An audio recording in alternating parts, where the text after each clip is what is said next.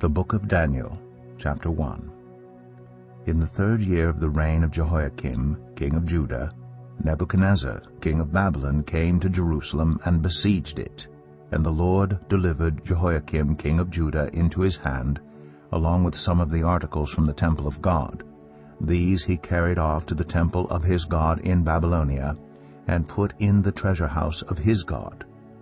Then the king ordered Ashpenaz, chief of his court officials, to bring into the king's service some of the Israelites from the royal family and the nobility, young men without any physical defect, handsome, showing aptitude for every kind of learning, well-informed, quick to understand, and qualified to serve in the king's palace. He was to teach them the language and literature of the Babylonians.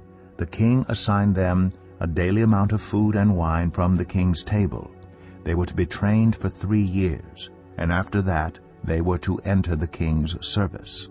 Among those who were chosen were some from Judah: Daniel, Hananiah, Mishael, and Azariah. The chief officials gave them new names: to Daniel the name Belteshazzar, to Hananiah Shadrach, to Mishael Meshach, and to Azariah Abednego.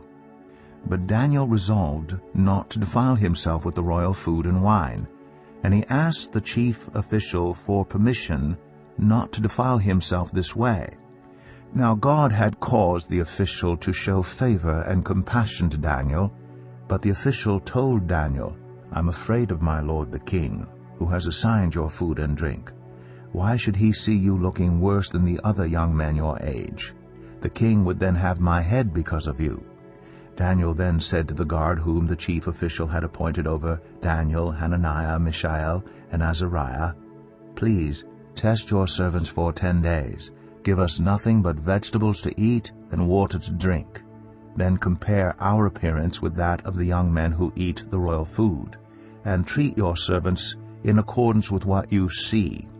So he agreed to this and tested them for 10 days.